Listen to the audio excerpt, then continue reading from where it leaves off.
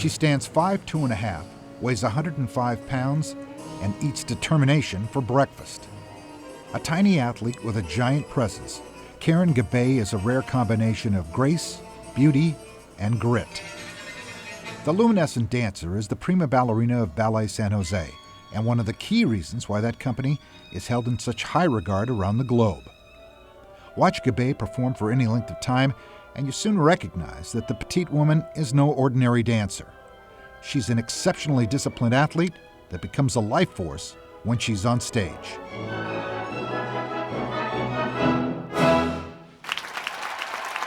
You always have to be thinking about how your body is physically, what you look like. We stand in front of the mirrors 8 hours a day looking at ourselves. And so sometimes it can be difficult. You have a lot of competition. And so as long as you keep all those aspects in line and in order, you just have to find that balance.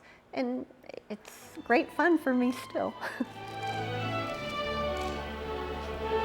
In a stunning career that has seen her dance all the classic major roles in ballet, one of Gabay's most remarkable achievements is that she's still going strong at age 47. That's right, 47. In a profession where most ballerinas might last 10 to 12 years, Gabay has been a prima ballerina for an amazing 29 years. She's the Cal Ripken of ballet.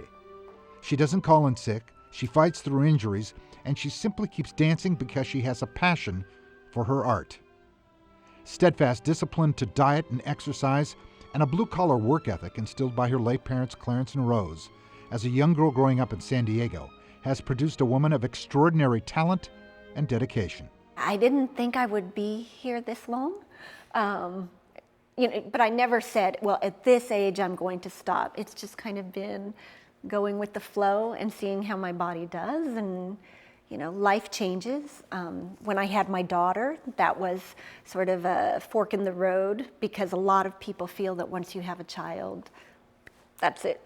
And I didn't want to do that. And if I felt I couldn't physically continue, then that would be a different story. But once I got back in shape, it was difficult, but I did get back in shape. Then I just still wanted to continue. Gabay first fell in love with dancing when she was just 7 years old, and it would become a lifelong love affair that first allowed her to overcome her shyness. Well, I had two best friends in my elementary school.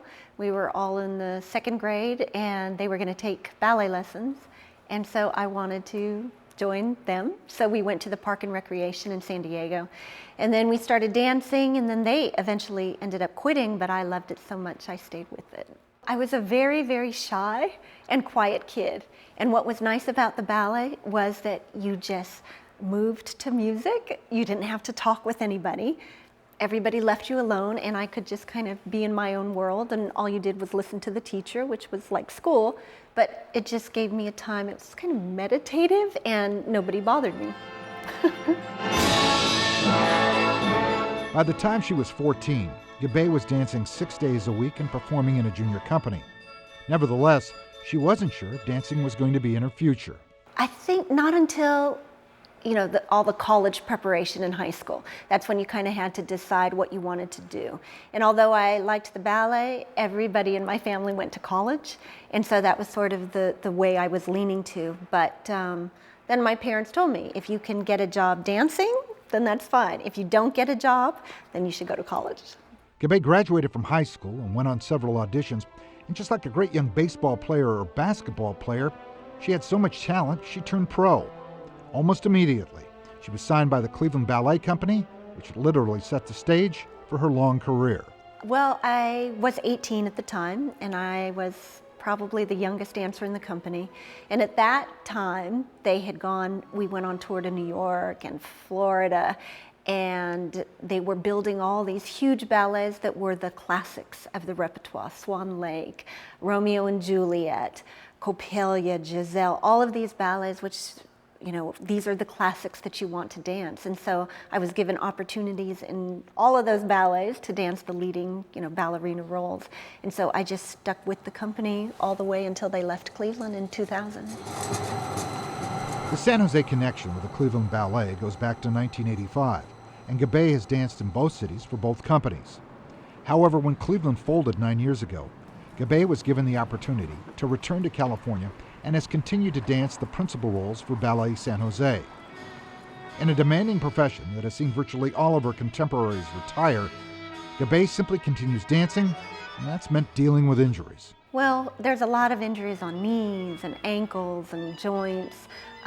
A lot of times men with all the partnering and lifting with their backs. But I've just been very, very fortunate that way where, I've had little things bother me here and there, maybe a hamstring pull or a groin pull or maybe an ankle that got tweaked or during a performance. But other than that, I have to say, my longevity, I feel very fortunate that I've kept going as long as I have. Now you're going to go side, keep renverse, flip. Over the last few years, Gabay has spent more of her energy focused on choreography and her own dance company, Point of Departure, which returns to Cleveland each summer to perform. Despite the fact that she's considerably older than most ballerinas, Gabay believes that works in her favor in terms of bringing depth and nuance to many of her roles. He leans you back.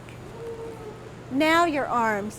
And I think also as you mature, that maturity you can bring all that and experience into the artistic side of it.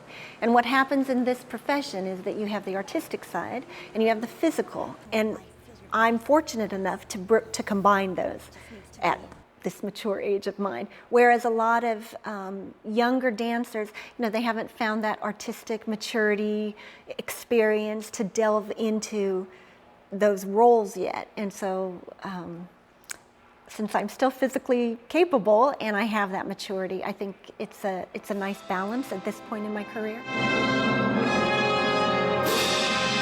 So just how long does a 47-year-old single mom with a 7-year-old daughter keep dancing? Well, if you're the dazzling Karen Gabay, age is just a number. I don't think about it, And what's in an age? I mean, it's just the way things are perceived. At such and such an age, you're supposed to do this, and at this age, and I just never have thought like that. I don't conform.